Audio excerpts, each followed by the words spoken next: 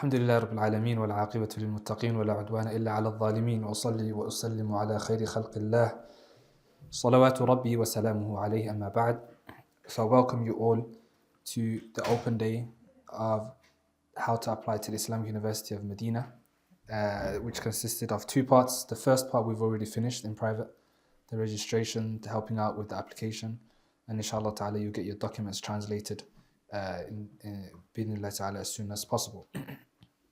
The second part of today is inshallah ta'ala talks and benefits with graduates of the Islamic University of Medina that have already been there, experienced it, and that can share some experiences that we can benefit from and learn from in order for us to maximize our benefit, not to fall into the same mistakes as others did, and to benefit from the time that we have if we do get accepted bi'idhnillahi ta'ala. We first begin with a short reminder on the importance of seeking knowledge, and this is something that is لا يخفى عليكم, it's not hidden from you. The Prophet ﷺ, he said, طلب العلم فريضة على كل مسلم. Seeking knowledge is obligatory upon every single believer, upon every single Muslim. This is something that is obligatory between all the Muslims, that there is a daraja, there is a level that every single Muslim has to go and strive and seek knowledge about. That which is connected to upholding the servitude and the worship of Allah subhanahu wa ta'ala, from your prayer, from your i'tiqad, your creed, from the tahara, from zakah, if you're from the people of zakah, and the likes of these affairs. And there is no easier way to Jannah than seeking knowledge. The Prophet ﷺ, he said, من سلك طريقا يلتمس فيه علما سهل الله له به طريقا إلى الجنة. Whoever treads a path seeking by way of it Jannah, then Allah will make his path to Jannah easy for him. Whoever treads a path seeking by way of it knowledge, then Allah will make their path to Jannah easy for them. This is ilm. And Allah Azza wa Jal raises your rank. Allah Azza wa Jal corrects your actions, your other actions of worship. Every other action of worship is in need of knowledge. All of the jami' al-abwab of the religion, knowledge is required in order for you to fulfill it in a proper manner. And from the best ways to seek knowledge is first of all to seek knowledge at home, locally, in your own residence, in your own city. Many of the Salaf, before they would do al-rihla fi talab al-hadith, traveling to seek knowledge, they would start first and foremost by seeking knowledge at home. Why? Because at home you're in your own comfort, you're living in your own house, you have your own routine, you have everything that you are used to. Then you seek knowledge of what you need from your religion, from Quran, from hadith, from sunnah, from this, from that. Once you've taken that which is in your locality, that you, liziyada, and for increase, that you travel to seek knowledge. And this was the sunnah and the way that it would be, and not the opposite way around. So we have one of the mistakes, one of the first mistakes many people that want to apply to Medina fall into is that they say, I will seek knowledge when I get accepted to Medina, or when I go to Medina, or I go to Mecca, or I go to this place or that place.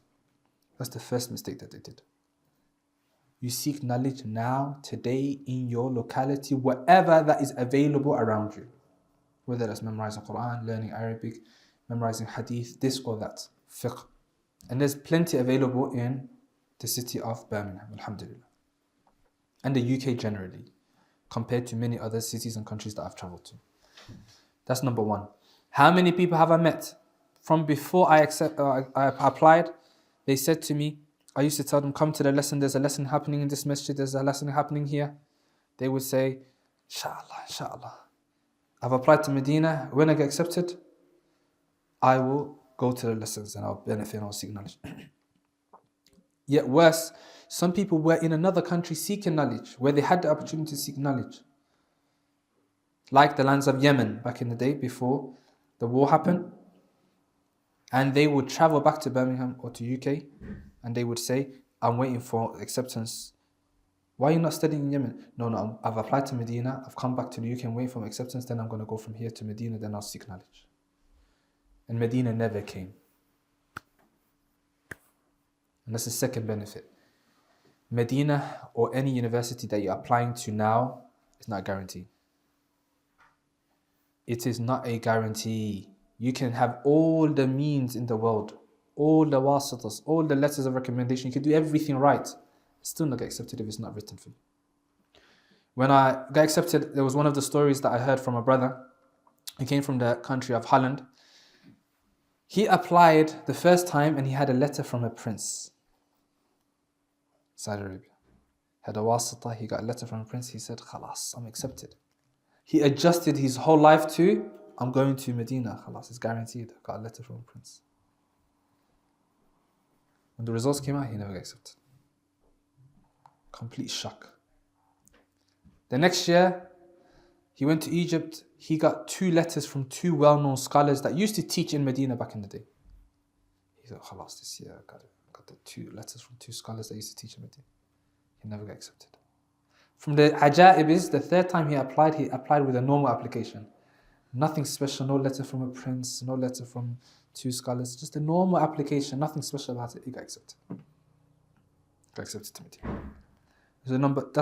Another, I don't know where, number 2 or 3. Medina's not guaranteed, and there is nothing. Many people ask, what can I do to guarantee my place? There's nothing that can guarantee your place. In kana maktuban lak, if it is written for you, if it's from your hadh and your portion, then it is written. If it's not, then you need to have other plans. Medina needs to be your plan D. All these universities you're applying to is not plan A. It has to be plan D. You have to have your plan A, plan B, plan C ahead of it because it's not guaranteed. What do I mean? If you are doing something else, like you're learning Arabic, and you have plans to go to Egypt, go to Egypt. Apply and finish your application and pretend that it doesn't exist. Continue your life. Go learn Arabic in Egypt. Go seek knowledge wherever else you can go to. If you are doing university degree at the moment or you're in college, continue your masir. Finish your studies. If you're working or you're planning to get married, don't postpone anything for this application. Trust me. If you treat it like that, if Medina comes, it's a bonus. If it doesn't come, did anything change in your life? You're still seeking knowledge, you're still doing your work, you're still getting married, you're still continuing your life. Many people, they stop everything in their life in order, I applied to Medina or Qura or this one and that one. And so don't fall into the same mistake where people waste a whole year or 2 years of their life not doing nothing. La taqaddum. Why? Because I'm waiting for a result and it might never come. Naam. طيب. The affair of the universities now is become made easier. Before, you used to apply for a university application individually per university. You would have to go to Medina or to Qura or to this one individually. Now they've made it somewhat easier. How many universities can you apply for now? 3 in one. One go, you have to do 3 different times. One go, sah? So Allah Azza wa Jalla has made it easy. Diversify, apply to different ones. Mecca, Medina, Riyadh has Imam Saud University. These 3 universities are considered Islamic universities. Meaning, the whole university is asal, and the reason why it was established was for Islamic studies. Medina, Imam Saud, Qura is bayna wa bayn. But now it has a lot of Islamic studies. You could say it's an Islamic university. The rest of the universities are not Islamic universities, but they have a qism, they have a department for Islamic studies. So what are the other universities? Qasim University. We have Jeddah, King Abdulaziz University. We have the other university in Riyadh, King Saud University. We have Ta'if University. In Medina, there's another university referred to as Tayyiba University. I'm not sure if that option appears. Has anyone applied? Tayyib. It's both men and women. Tayyiba University. There's Ahsan's good point. Tayyib is available? Tayyib University is available, but there's no Arabic center, so you have to know Arabic already. You know Arabic, sir? Okay. Anyone that knows Arabic, they can apply to Tayyib University. It's in Medina as well. And one of the speakers that's going to come later, he did his masters in Tayyib University. So maybe we can ask questions to him later on, inshallah ta'ala. For the sisters, likewise, all of the universities are available for the sisters except for one. The Islamic University of Medina is only brothers. They only take brothers. But as for Tayyiba University in Medina, all of the universities that you have, they're available for brothers and sisters. And the same rules apply for all of them. Personally, my personal experience when I went to Madinah University and I applied, which was a long time ago now, I applied in 2013. In those times, it was new, the affair of applying on a portal. It was only open for like 2 years. Before that, it used to be waraq, it used to be by paper. You had to hand it in by paper. The application open online, similar to what you have today, but the university, they had their own website. You apply, and the portal was open all year round, 24/7, all year round. It never used to close. Meaning you can apply anytime, but they, between themselves, they had a start date and a close date. But they wouldn't tell the people. Okay? So you can apply, you don't know which year you're going. Are you going for this year or the next year? You just apply, and the result would come out yearly or in 2 years or 3 years. Now they're trying to make it a bit more organized. They open it for a fatra, a specific period. It opened May the 1st and it's closing June the 14th. This is the time you have to apply, and then there is a process for getting accepted and the likes of these affairs. From the benefits, I can tell you pros and cons that maybe you can benefit from if you do get accepted. I've told you before you've got accepted what not to do. Don't rely upon it. Don't put all your eggs in one basket. Treat it as if it's your plan D and you have the rest of your life continuing. If it comes, it's bonus. If it doesn't come, it doesn't harm you. Put your trust in Allah Azza wa Jalla and don't stop your life for Madinah University. From the experiences that we have with regards to after acceptance, inshallah ta'ala, all of you get accepted. Bi-idhnillahi ta'ala. One of the experiences is, first of all, rush to do all your paperwork as soon as possible. Meaning, from the first moment that you have been accepted officially, final, because there's process, there's initial acceptance and there's final acceptance. When the final acceptance comes and they give you your visa, do not delay. Why? Why do I say this? Because anything can come up. They might say to you, you have 3 months to come into the country and to get your visa and the likes of these affairs. Don't wait. You have a free ticket that's waiting for you. You have 3 months, but as soon as you're able to get your paperwork done and go to university, go. Unless you have a special reason where you need to defer and the likes of these affairs. But other than that, if you don't, and you think it's just a matter of choice, go as soon as possible. One of the things that my father helped me out a lot was, as soon as we got accepted, within a month we was out of the country. Within a month I had my paperwork, visa, everything sorted, free ticket sorted, and we went to Medina, alhamdulillah rabbil alamin. If you go to Medina, you have to have a medical test again. As soon as you arrive, blood test, a couple of tests. You get enrolled into your class, the level. So let's say if you don't know any Arabic, who knows Arabic here? That's applied. Anyone that knows Arabic? Okay, 1, 2. Okay, the rest of you, you're going to go to something called the Arabic Institute for those that are non-native, that cannot speak the Arabic language. There's 2 years, but there's you can do less if you already have some Arabic. So let's say you know some Arabic and you don't want to start from the basic level. You can tell them, can I start from level 2? There's 4 levels. Okay, I started from 1, I didn't know anything. But there's many brothers, they start from 3 because they already had a nice foundation. وهكذا. And so you're going to be told your level, which class are you going to go to. Also, you'll be given your room, your second.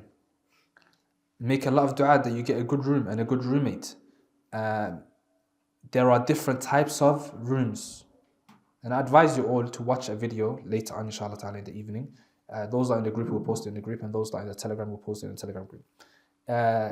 The Islamic University, the tour of the Islamic University of Medina by our brother Ismail Bument, who passed away a couple of years ago due to cancer. Allah yarhamhu wa yaghfir lahu wa yarfa' darajatah. He made a video many years ago, and it's 3 parts. He's doing a tour around Medina University, the tour of Islamic University of Medina. There's also another one done by a brother Guled in Bukhari TV. He's also done an excellent, high quality tour of the Islamic University of Medina. I'd advise you to watch both of them. The second, there are different types of dorms. There are old dorms that have been refurbished that have 4 people in one room. So the room is split into 4 sections. There is 1 AC, maybe sometimes 2 ACs. And so you guys have to agree, 4 people from 4 different continents of the world. Allah ya'in. You have to come some halfway middle point to agree upon AC and the lighting and stuff like this. That's the old dorms, and many of them have been refurbished. They look a bit better. There is still some that are very old. Make dua that you don't get any of those. It's a bit difficult. Then there are newer ones, which is 2 to a room, and then there are the brand new ones, and they're 2 to a room as well. Anything that is 2 to a room is all good. It's all khair. They will give you in accordance to availability. Sometimes they will give you a dorm outside of the campus of the university. Meaning, the university has a campus where the classes take place and there's dorms. And that's the main campus. And then when it gets full and all the rooms are taken, then they have accommodation outside in an area called Rabwa, which is a bit far. It's good for someone that has a car. If you buy a car straight away, it's good because you have your own freedom, you can do your own thing. Usually it's only 2 to a room in those newer apartments outside. But it's always good, especially if you're younger and you don't have a car and you're not planning to get a car straight away, to live inside the dorm in the main campus, because everything is there. Your classes is going to be inside the campus.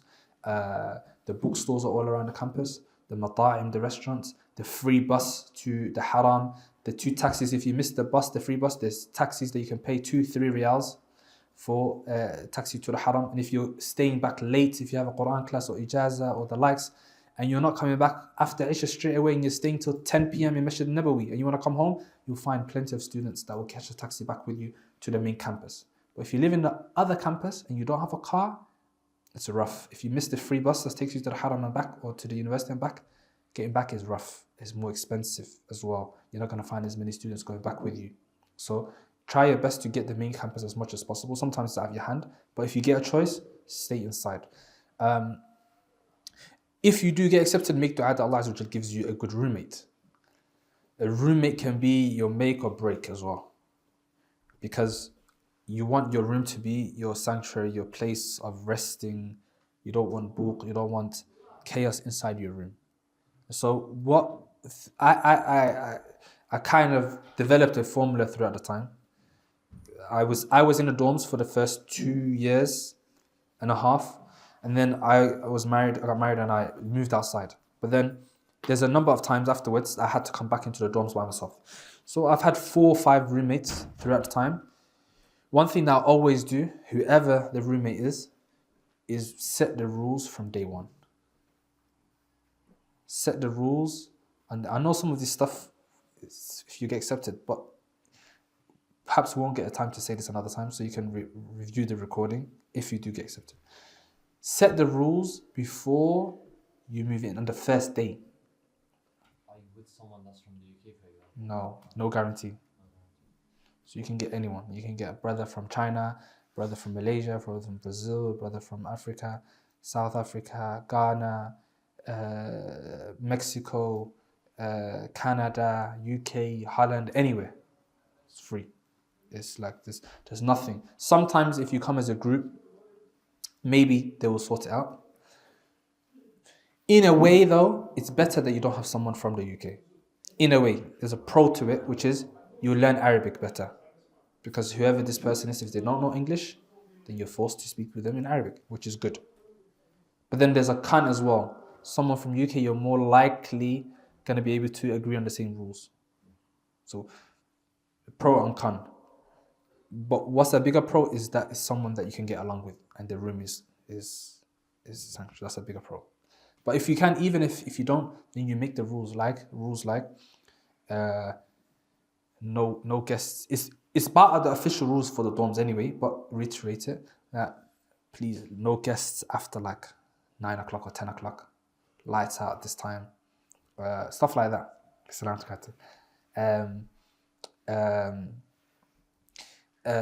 Things like, for example, cooking. If some countries are known to cook inside their rooms and the smell might be a bit strong and it might wake you up and it might, so maybe you can agree upon stuff like that. Use the kitchen instead of the room. One time I had a roommate and he would, mashallah, I think I gate crashed the room for him. I think he was in the room after COVID by himself for a year. So 10 brothers, he would invite all of his 10 friends. They would be on his side of the room. There's a wall in the middle. It's like they were having a party, akhi. I moved in every day, it's loud. So one day, I thought someone passed away because the way they were talking. I called him and said, did someone pass away? Your family member passed away? He goes, no, why? I goes, why is it so loud? He goes, I got an offer, for this much discount or kada. Like, is that why you guys shouting? And with him, we made rules after. And we didn't get along at the beginning, but the 10 people stopped coming. And at least you can sleep on time. And then we became friends after. Point is, you have to make rules. You have to make rules, otherwise it's going to be very difficult to get along. That's for dorms. What else is there important to mention? You guys have anything else? Do you know the levels for the Arabic? How long is each one? Level 1? Ahsant. Each semester in the whole university, one semester is roughly 3 months, 3 months and a half, 4. Roughly. Just say 3.5 in average. So you have 4 levels in Ma'had. Level 1, 2, 3, 4. So 2 years. Kulliyah, 4 years. So you have 8 mustawiyat. Are they going to examine you? At the end of each one, yes. Okay. At the end of each one, you have an exam. Final exam. You get results on it. And each semester counts to your general overall grade for when you're getting the certificate, when you're exiting the Ma'had, and for your overall degree when you're graduating. How do they know which level you suit? They do an exam. Sometimes the exam is too easy. And maybe you would pass it and they would tell you go Kulliyah. So one advice would be, some people, they say, even if you know a little bit of Arabic, don't answer all the questions. If you know yourself, you're not good. Because they might just say, you know Arabic. And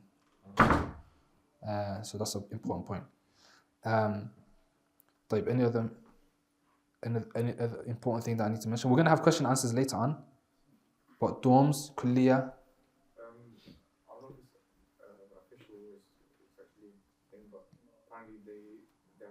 We're gonna come to it, inshallah. Ashir. Okay, What about entry requirements?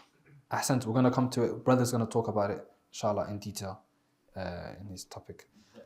The money that you receive. Ahsant. I'll mention it anyway. You probably will mention it later. It's 840 riyals. And when you go to masters, it's 850 riyals. 50, sir? 900 or 890, sir. They added, 50. And then PhD, do you know? Nafsu wallah.